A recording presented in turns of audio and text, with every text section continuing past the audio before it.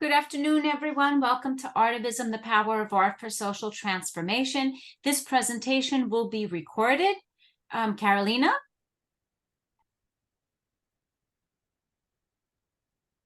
It is our pleasure to have this conversation today. Welcome all to ARTIVISM. Today, our speakers are Ms. Professor Grace Aneiza Ali, Guyanese-born. She's a curator and assistant professor in the Department of Art and in the Museum and Cultural Heritage Studies program, Department of Art History at Florida State University. Her curatorial research and teaching practices center on curatorial activism, art, and migration, and art for the Caribbean diaspora, with a focus on her homeland of Guyana. She served as curator at large for the Caribbean Cultural Center African Diaspora Institute, or CCCADI, in New York, and editor-in-chief of the College of Art Association's Arts Journal Open, and is a member of its editorial board. Her book, Liminal Spaces, Migration and Women of the Guyanese Diaspora, explores the art and migration narratives of women of Guyanese heritage. We also have artist and Professor Mona Bozorgi. She's an Iranian interdisciplinary artist scholar who lives and works in the US. Her work focuses on inclusive representation and explores the performative nature of photography as an entanglement between materials and discourses. Bozorgi's work has been exhibited in Austria, Sweden, South Korea, Iran, England, and the United States, among others. Her work as a scholar has been presented at prominent conferences with the field on a variety of research topics, including photography, theory, and feminist post-humanism, visual culture, and media studies. She received her MFA in photography from Savannah College of Art and Design and is currently working on her doctoral dissertation at Texas Tech University. Bozorgi is an assistant professor of photography at Florida State University. Welcome to our speakers today. Thank you. Should we start? Should we just jump in, guys? Okay. Hi, Mona. I put in the chat for you all, and please excuse my voice. I'm recovering from a little virus last week. I put in the chat for you all, if you haven't it already, the link to the catalog for the exhibition, which we're really proud of, which has all the beautiful writing, including responses from our students, Mona and I, both of our students who responded to the exhibition with their own exhibition labels. So that's, our students are very much part of both of our work. And so we wanted to highlight that in the publication. I'm going to share my screen with you all. And RG and Mona and Caroline, everyone can see that, okay? So I thought what I would do is just share with you all, as a curator, why I've been interested in this thing called a passport, how the show came to be, and highlight some of the pieces in the show and why I selected them. And I won't talk too much about Mona because she has a lovely presentation for you all. And so if I leave her out, that's why I've left her out, because you're going to hear from her directly about her wonderful piece. So the show is called Are We Free to Move About the World? A Passport in Contemporary Art. And I wanted to let you all in a little bit about the curatorial process too, because originally the title of the exhibition was a statement. It wasn't this question of, are we free to move about the world? It was a statement saying, we are not free to move about the world. And as I was researching and working on the show and talking to, there are 15 artists in the show, global artists, talking to them, some of them are American citizens with American passports, and some of them are not American citizens and have other passports.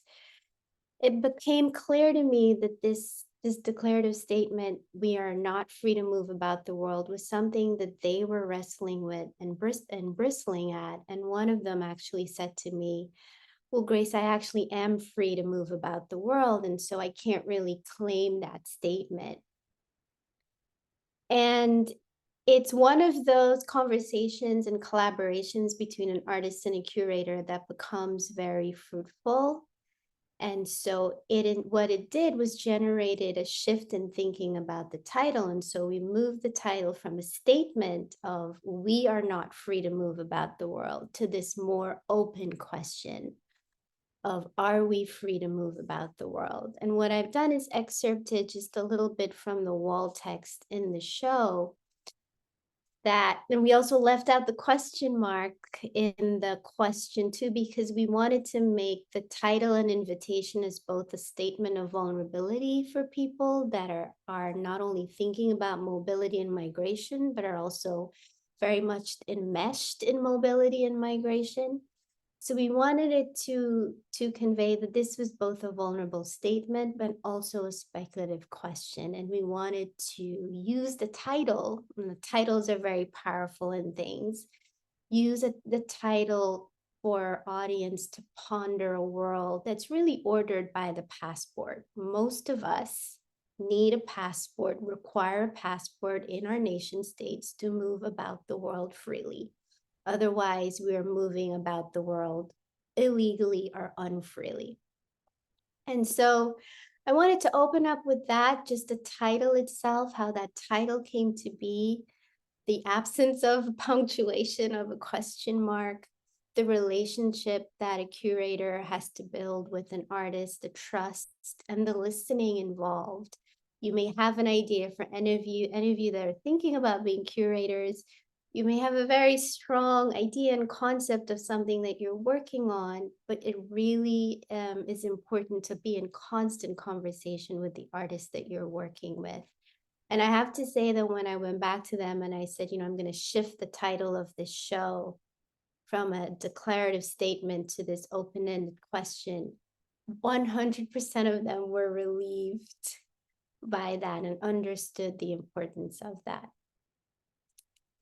And so, in speaking of that collaboration, most of us don't think about the passport in our lives, much more so an object in art and how it's been used and engaged in contemporary art, if we're not actually going somewhere.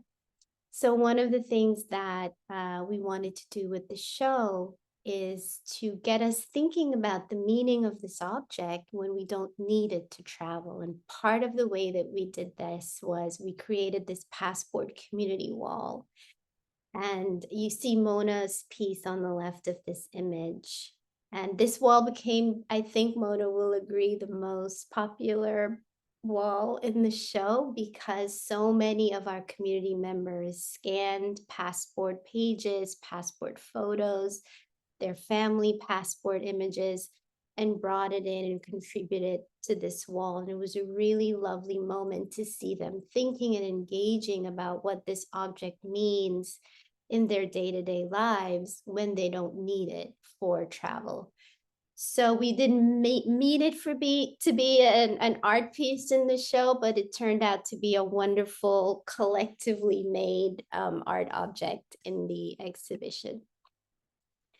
And these are just some installation shots. Every curator loves some gratuitous installation shots, just showing you some of the scope and breadth of the work. What I did here was excerpt for you some of the artists that I'll talk about briefly next, but just share with you some of the questions. Speaking of a title, that's a question and a statement. Some of the questions that I really wanted to offer to the audience, to the artist, to our students that came into the show, and how they might think about the passport. Number one, passports are small works of literature. If you ever take the time and flip through them, they tell a story of a place. And we wanted to focus on what is the story of that particular place, whatever country passport that you hold. If it's an Iranian passport, for me, a Guyanese passport, an American passport. As you're flipping through the pages of that passport, do you consider what story of that place it is telling with its images, with its quotations, with its design. What is the story of the place it's telling? And is that an accurate story? What does a passport reveal about our migratory lives? How many stamps are in your passport? What do those stamps say about where you've been and your own migration and mobility? How does the image of you in the passport, passports might be the original selfies, right? So how does the passport photo, how does the passport photo and that image of you and that representation of you accurately cast who you are, but also can miscast who you are? And what does it mean to refuse a passport? This is an object of our nation state. It's a highly bureaucratic document. What does it mean for a community, for a group of people to say, I refuse to use this document? And for so many of us, for women, for people in marginalized communities, passports are an instrument that's weaponized against them. And for many of us, it's an instrument of mobility. So how do we hold these two things? And how do artists engage these two conflicting things within their work? And then there are 15 million people in the world that are stateless. They have no country to belong to. They are refugees. What is the plight of the stateless without passports? How do they move about the world freely when they have no country to belong to? And by extension, no passport. So these were some of the more poignant personal questions, but also the larger political macro questions that we were hoping to engage through the work in the show. And I'm going to turn to some of the artists that for me really engaged these core questions of the exhibition. This is Pilar Castillo's work. She's a Los Angeles-based artist. The work is simply called Passport. It's an exact replica of an American passport. And what Pilar did was look through the images and the graphics and design and the archival photographs, the sort of Americana that's in the American passport, patriotic images within the American passport, and asked, well, what is the story that these images are telling of this country? And what is another story of this country that the pages in a passport can tell? And as an immigrant herself, the artist began to think about moments in American history where immigrants have been detained, where they weren't free to move about just the country itself.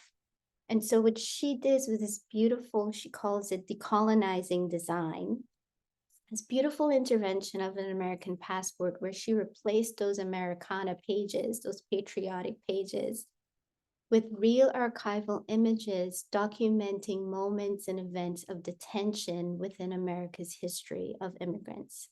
And this is an image, a stain on America's history of a Japanese internment camp. What she's done is overlaid it, if you look closely, and if you go into the exhibition catalog, you'll see this more closely in the images. She's overlaid these images with barbed wire. And you can understand the iconography of what barbed wire means, but she's also hinting to, if you look closely at your passport, they have this sort of graphic overlay on them. That means they're authentic, they're not fake passports. So she's linking that barbed wire to this graphic overlay, this security overlay within our passports. And as you flip through this real passport, this replica of a real passport, you'll see other images of Chinese immigrants being detained, of indigenous communities, and the school camps that they were relegated to. So it's a wonderful, powerful, disruptive intervention of the story that the American passport is telling, but more importantly, the story the American passport is not telling with its images and its graphic design. This is the work of Faria Shah, who is a Guyanese Canadian artist. And it's a more sort of literary response to the passport. The artist herself didn't know her grandmother in person, but made this work because she had her grandmother's passport. And she thought of her grandmother's passport as a living, expansive archive. And she looked at her grandmother's passport as a way to retell, recapture, put back together a story of her grandmother who she didn't know. And she's joined those passport pages of her grandmother with her own photography. And so this was a beautiful installation of how does a passport also tell the story of a life and a migratory life. This is the work of Suchitra Mathai. And if you look closely on the thumbnail image, you'll see that the artist has screen printed the passport photos and the passport photo pages of both herself and her mother, and weaved it into this sari tapestry. This was a very large piece in the show. It's all made of woven saris, and these silk screen printed passports are woven into the saris. The reason I love this piece, it's because it really points to an historical arc of migration. The artist and her mother are Indian. They were brought to the Caribbean to this system of Indian indentureship. And so the artist is connecting this history of migration from India to the Caribbean to the United States, the second wave of migration, by weaving both of these saris and the passport photos of her mother and herself. I shared with you this earlier question of when we take these photos, right, for these passports, how powerful are they to both accurately represent us, but also miscast us? And I thought the work of Albert Chung, who is Jamaican born, was a beautiful response to that question. And this is an artist who was born in Jamaica of Chinese and Black ancestry. So he's Chinese, Black, and Jamaican, and then later migrated to the United States and became an American citizen. So then he became Chinese, Black, Jamaican, American. And so he used this early passport photograph from his days as a younger self to pose this question of, can these passport photos accurately represent our multiple complicated identities? And for most of us, I think the answer is no. And for him, this image is such a striking image because his is a story of multiculturalism in the land he was born, coupled with migration to the United States. And he's reckoning with, how does this single image in this powerful document accurately capture who I am and my multiple identities? One of the beautiful things about the shows, you saw work in there that looked nothing like a passport. And that was the point. This is the work of Pauline Galliano. And these are shredded pages of a family's actual real passport. And I love this work because to me, it spoke to the preciousness in which we attach to this object of the passport, but how quickly we can dismantle that preciousness. And so this artist took something that's so fundamental to our mobility. It's a decommissioned passport, of course, and stripped it down to its barest parts and created something entirely anew. And I love the question, the sort of poetry in the question that she was posing to us is, how do we strip this thing of its value by deconstructing it, by destroying it, and then what can we make anew from it? As I shared before, there are millions of people that are refugees, that are considered legally stateless in our world, that are stuck in this liminal space of no place to go, their former land and no land that will take them. I believe as of now, Brazil is one of the few, if not the only countries that will grant citizenship to people that are stateless. Brazil is the only country that has that kind of generosity at the moment. And so for the 15 million people that are fleeing, whether it's climate crises or war or famine, and are currently stateless in our world, how do they move about the world without a passport when they have no country, no citizenship to belong to? And so the artist Ahmad Hamoud, who works in Cairo, invented, like Pilar Castillo in creating her passport, created a replica of a passport that he envisioned as a passport that could work for the stateless. It's not a real passport. It's, of course, a fake passport, but he wanted to honor the experience of people that are stateless. What became really fascinating about putting this work in the show is not the work itself, but if you look closely, it's been torn. And so it has this beautiful story where it was on its way back from another exhibition in New York, and customs in Cairo saw it, thought it was a real passport, and attempted to tear it and destroy it.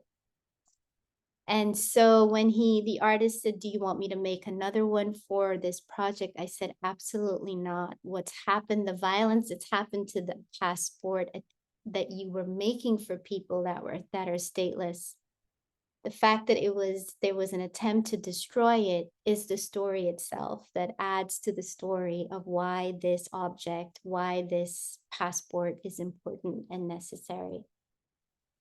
And lastly, as I shared, Mona and I are both professors that are very committed to engaging our students, both in our practices and in our scholarship and in our work. And this is the work of one of our students who graduated in spring this year, our MFA student, Camille Modesto. She's Filipino-American. And she got down to the micro details of the passport and paid attention to the stamps, right? The stamps that stamp our dates and where we're coming from and when we left. And she replicated in drawing a family portrait of her Filipino family the last time they were all together in the Philippines.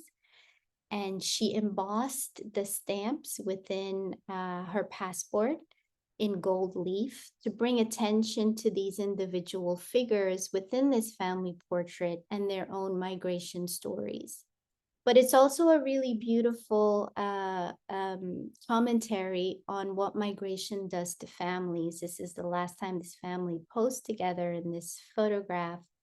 And as you look at the work, you begin to see that the rupture and the fragmentation that migration does onto families. But I really, really love this work because she was one of the few artists that was really thinking about these microscopic details within our passport, like the stamps in them. And just finally, I wanted to share with you, as you look through the catalog in the link, you'll see our students, our grad students, spent an entire semester with this exhibition as it was up. They talked to the artists, they interviewed the artists, and at the end of the semester, they wrote their own wall labels on what they saw and what they were learning about how artists were engaging the passport. And we published it in the catalog. We saved the catalog, it's in the catalog towards the end of the show, not before the show, so that we can get their words and their scholarship within the show. And so as you're reading through, you'll see, of course, the curator's musings on the work, but it makes me really happy to see my students also responding and their view and their perspective and scholarship on the work itself. And that's it. And thank you all so much for your time.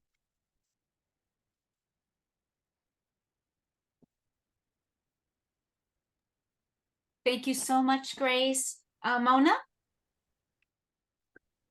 Thank you so much, Grace. It was wonderful.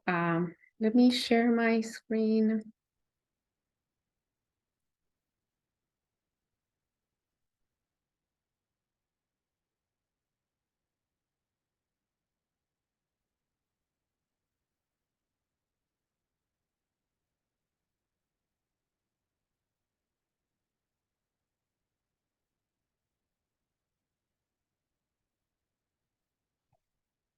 Can you see my screen? Okay, wonderful. Okay, so good evening, everyone. Thank you so much for joining our talk today. And thank you to the ARTIVISM team for inviting us and for supporting and organizing this event. So I'm Mona Bozorgi. I am Iranian, and I believe women in Iran are born as activists because they need to fight for their rights and well-being every single day. Both actually inside their families with patriarchy and also with the government that polices their personal and social life. Being a woman in Iran means practicing resistance every day and searching for ways to overcome the limitations to change our lives. Growing up in Iran, much of my early work was influenced by the complexity and challenges of representing women's body in a very religiously conservative society. Let me start with this self-portrait I took almost 10 years ago. Women in traditional families in Iran are supposed to wear a black veil, as you see in this side, when they are, outside, and then when they are at home and they have a male guest, they are wearing something flowery like this. In my work, I try to play with some of these assumptions and regulation enforced by the patriarchal culture and also religious government.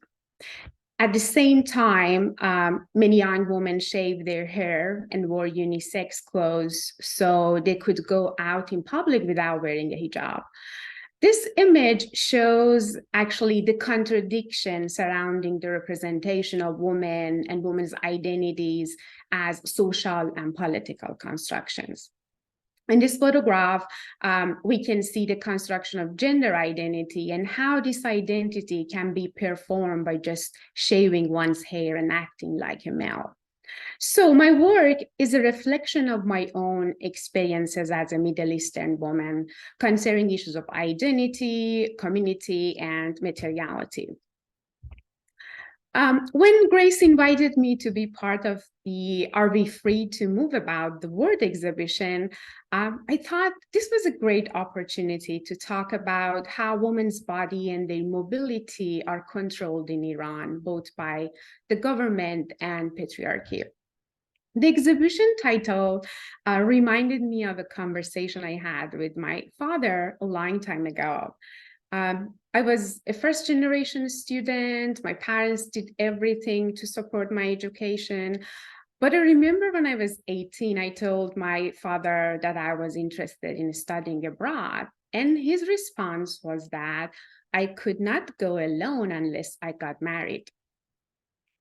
That conversation was mind-opening. I just realized I'm not free to move about the world. I saw the big picture that getting married means giving permission to another man to control my body. Not just my body, but also my life, my travel. So I became, I think, an activist or artivist to make art and fight against oppression and injustice. I saw photography as a way to change my situation. I felt that photography has the power to fight, to change. And honestly, photography gave me the power to see the world differently. It gave me a platform through which I could not only explore my ideas and overcome my own limitations, but also reflect the lives and experiences of those without such platform. So the work for the exhibition, there are specific laws in Iran that required married women and women under age of 18 to get permission from their male guardians to obtain a passport. The male guardian can be father, brother, husband, or uncle must sign actually the paperwork to permit the woman to get a passport. Even after obtaining a passport, the husband or the guardian can request to suspend, the woman's travel and cancel the passport. In the past few years, there were so many women athletes whose husband banned them from traveling and leaving the country and joining matches. Some of those people learn about the situation at the airport prior to their departure without any communication from their husbands. Examples can be in 2021, the coach of the Iranian women's alpine skiing team was banned by her husband from traveling abroad for the World Skiing Championship in Italy. Again, in 2015, a female soccer player faced the husband-imposed travel ban and could not join the tournament abroad. And the husband simply kept her passport and refused to give it to her. As you see, while the law gives permission to the husband to control the wife's travel abroad, her husband claimed that he did not want his wife to miss their 7-year-old son's first day of school. As you see, the forces of patriarchy and religious dictatorship in Iran controls women's ability to cross the borders, actually. Here is the piece, which was included in the exhibition based on the issue that I discussed. In this photo sculptural work, I used the Iranian passport, not as an object of mobility, but as a socio-political object of discrimination and control. The work depicts a photograph of inside front pages of Iranian passport printed on a piece of silk fabric, and threads around the piece are removed from the weft of the silk. The work begins in the center, and then the silk fabric is pulled apart and the threads are individually kind of stretched to the edges of the frame.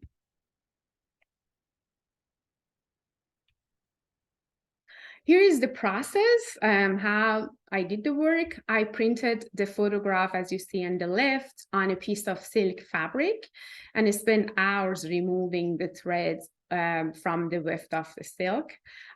Through hours of tedious and very painful labor, my body took on the role of kind of deconstructive machine, opposite to the machine that wove the fabric.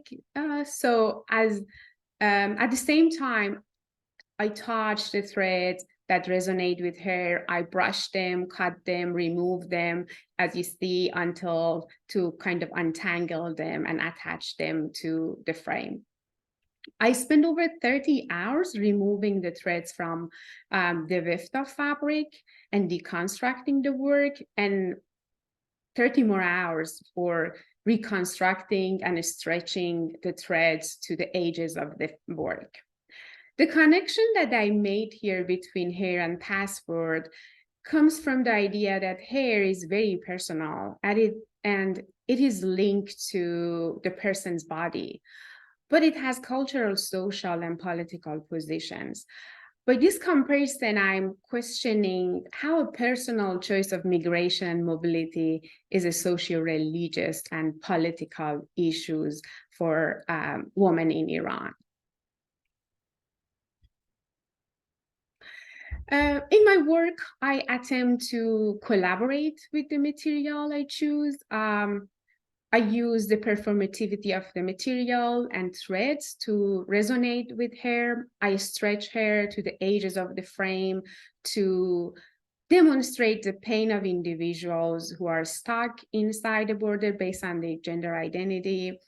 The labor also involved in this project made me think of how women's work is challenging, time-consuming, and involves sustaining a rigid body position for hours. When I was deconstructing and reconstructing at the same time, I realized that women always do double. We do double to survive, to get a passport, or to move freely around. So it's all about double work. I'm going to show you a new work that I think also is related to women's mobility and demonstrate how women's bodies are controlled in Iran. and how women are not really able to move about their own country. For this project, I collected publicly shared images of Iranian women on Instagram from the Women Life Freedom Movement. As you know, Women Life Freedom Movement happened after the death of Mahsa Amini in September 2022. A young Iranian woman was visiting Tehran with her family, and she was arrested by the morality police for the crime of not wearing her headscarf properly. She was separated from her family in the street and was taken to a detention center where she was into a coma and later died in the hospital. After this incident, people, particularly women, have been coming to the streets to protest, which shaped the Women Life Freedom Movement. I printed the digital images of the protest on silk, then mixed, layered, deconstructed, and reconstructed them to reweave them. It's the same process that I have shown you in the previous piece. The name of this piece is Unbidden. This is a story of brutality and the rejection of brutality. The work includes 3 photographs. The top images you see here is the images of women from behind. The middle one is a fountain, and the bottom one is an image of a bite mark on a human skin. The work speaks to the juxtaposition of the violence of the state. Talks about the juxtaposition of the violence of the state and non-violent protest. The top image, as I showed you, is a photograph of a woman from behind in public without a headscarf. Her hair is dyed into kind of warm tones section into halves of orange and magenta, and a style with a hair accessory in the shape of Iran's border. A bullet punctuates the center of the shape and passes through the braid. Some of the threads from the image were removed completely, while I kept others to kind of open a space for other images and play with them. The image immediately under the hair depicts a fountain painted in red to emulate blood and include a note. The soil of this country is covered with blood. You cannot remain indifferent. The bottom image depicts a bite mark on skin. The woman who shared this image wrote that she was attacked and beaten by a woman who works for the morality police in the streets for not wearing her hijab properly. I'm sorry I'm sharing this image. This is the actual image that the woman shared on social media.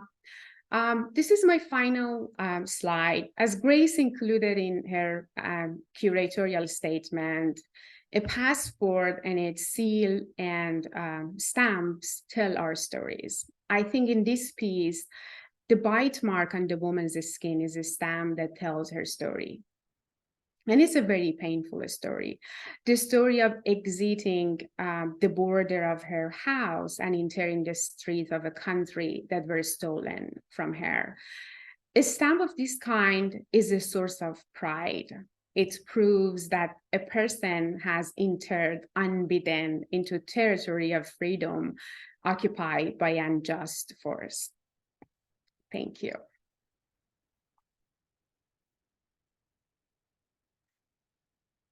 Okay, thank you for our artivists today.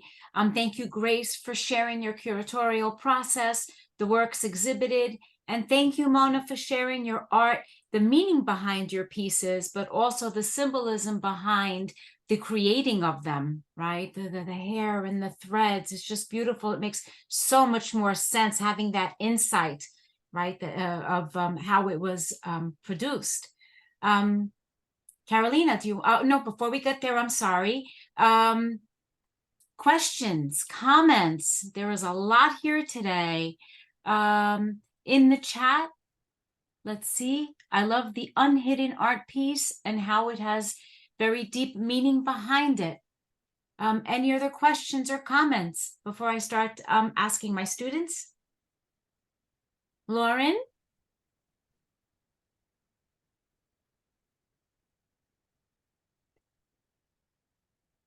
Anna, I love the passport piece by Pauline. Bianca, I thought it was so cool, the whole idea of using passports as art and telling stories.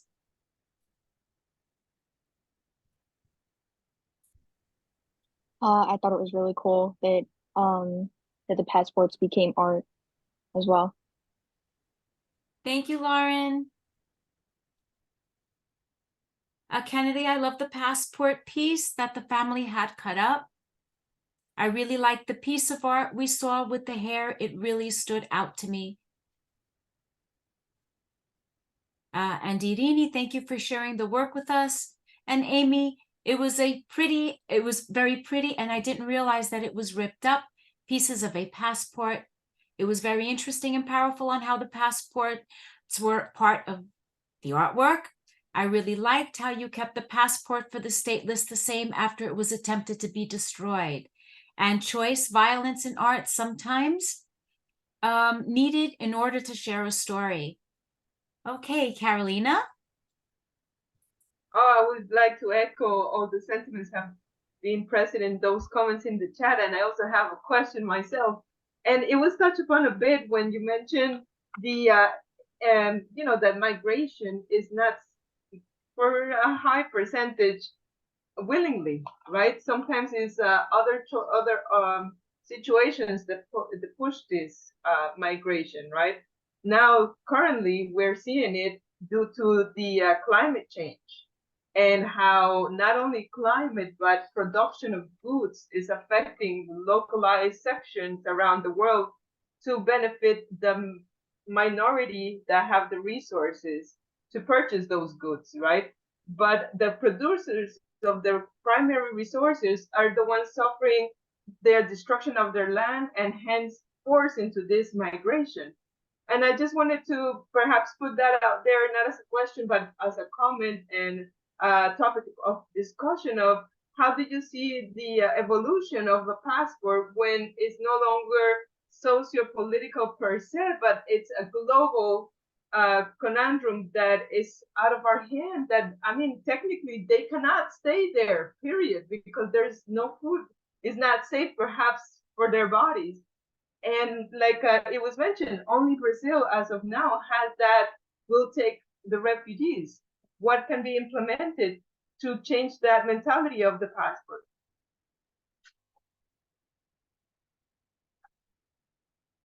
Well, that's the kind of question that the fact that this is being recorded is going to be an issue. Listen, I've been watching the headlines of what's happening with Venezuelan migrants and now here in the United States. And, you know, I'm from Guyana, and Guyana and Venezuela are neighbors, and we share a border. And what's been happening to the Venezuelan people is not new. It's been happening for some time. And that migration has been, for Venezuelans, actually has been going to Guyana for a long time and going to other places in the Caribbean before it's reached the United States. So Guyanese people and Caribbean people have been doing their best to be helpful to the Venezuelan people. I say that to say all of us, no matter where we are in the world, are one climate disaster away from being refugees, right? We're one economic disaster away from being refugees. That is sadly the current state of our world. And so the question that you posed, Caroline, is what is going to happen to these objects, this document that we hold so dearly? Well, at some point we have to really think about, will they be useful at all? If all of us are at some point one disaster away from being stateless or refugees ourselves, how much meaning are we actually putting into this bureaucratic document, right? And so it's a very interesting question. The reality of our world is that we are a world of nation states, and we are a world of borders. Those borders have largely been, you know, invented and fought over. But those borders are easily becoming irrelevant. And irrelevant because we are living in one disaster after the next. So it's an interesting thing to think about the power this little book has, but also fascinating to unpack how powerless it can easily become. There's another question, actually a few questions in the chat. Do you think that your art can bring purpose to the women artists of Iran? Mona. I hope so. This is my hope. And what I'm doing right now, because my work is always was related actually to the idea of representation and how I represent my subject. Right now, what I'm doing, I'm using images of women who are taken by themselves and shared on social media and printing them on silk fabric and working with them. And the reason is I want to collaborate with them. The whole idea of my recent work is about how I can represent them the way that they want to be represented. So it's more about collaboration and kind of reject the binaries between artist and subjective studies by making something that is more collaborative. Thank you. One of the students wanted to know when you worked on the hairs, right? The silk threads. It was 30 hours, she says, straight or with breaks or? Not really, because the body position is very difficult. It was, I think, spread it between 3 to 4 days.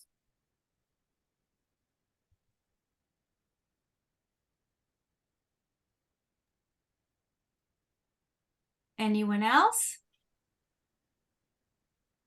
We have a new message on the chat. Melanie says, it was so eye-opening and sad to realize that passports are not represented as an object of mobility, but as a social political object of discrimination and control instead, especially in Iran.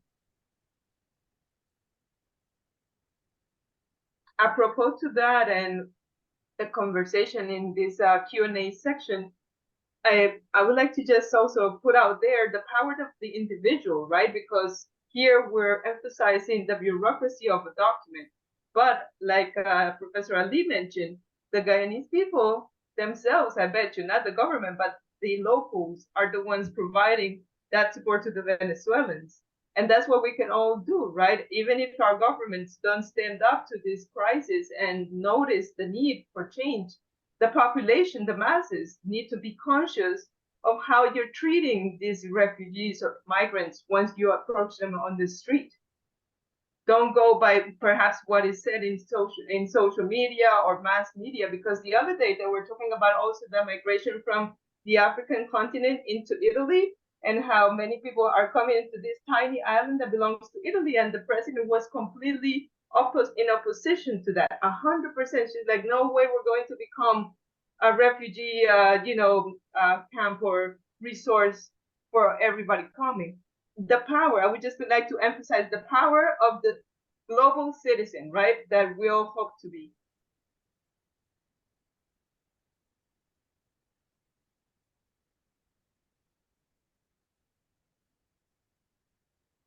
Yes, I mean, we all have to be mindful, right? Don't believe everything you read and see, but you should certainly always read and see what's happening in Libya now with the floods.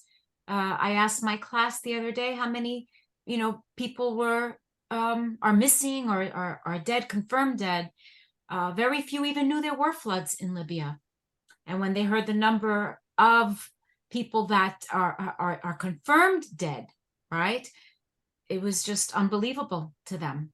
And confirmed, which doesn't account for those that are buried, those that are undocumented, that people don't even know they exist. Vicky put in the chat, and not discriminating, but understanding the reasons for migration.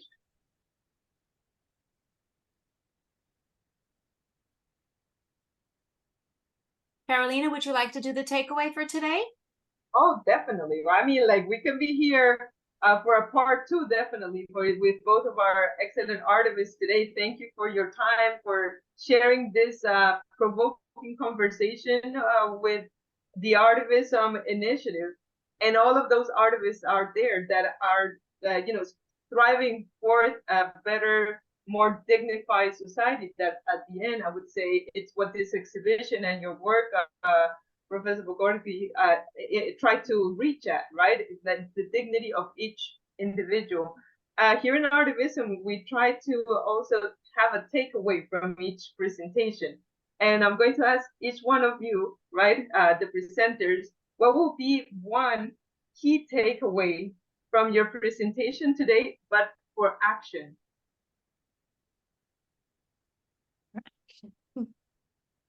Well, believe it or not, I have never actually, I've heard about Mona's process. This is my takeaway. I geek out about process, and I have been so touched by the labor that she poured into this work. In fact, when I was working on the show was almost close to finalized, but around October, the protests started happening in Iran. And as I was talking to Mona, pretty much begged her. I said, you have to be part of this project, because I can't talk about mobility and look at what we're looking at unfolding right before our eyes in Iran. And so she started working on this incredible series. And so to see the pictures and the documentation of the process and the labor and the time, it's curatorially very exciting for me, but also just touches me to see an artist pour so much into a work that has meaning for her personally and politically as well. The takeaway is the takeaway that I had. My family waited 10 years for our passports so that we could migrate from Guyana to the United States. So I personally know the power of this object. I know the way that it can pause a life. It can put a family's life on hold for a decade. And so I think about that a lot. I think about the people that are still waiting for passports, that can't move, that can't go anywhere. The expense of getting a passport, the United States has made it quite efficient to get a passport, but that's not how it is in most parts of the world. It takes years, months, a lot of money to acquire a passport. And so the takeaway is that we all consider how privileged we are to have this object, that we can move about the world, and to be reminded of the people, which are most people in the world, that don't have that privilege and don't have the ease in which they can use this object to move about the world.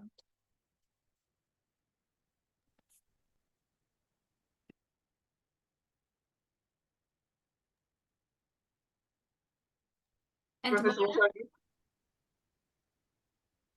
And Mona?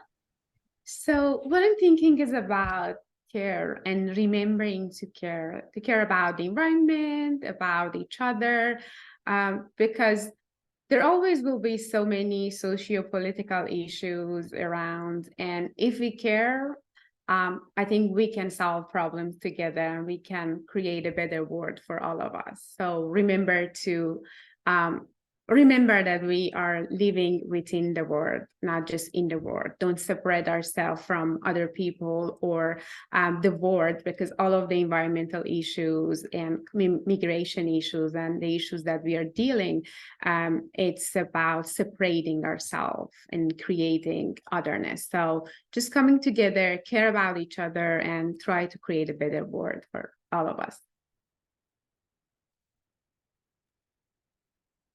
Beautiful takeaways. Thank you for that, food for thought, as they say, right?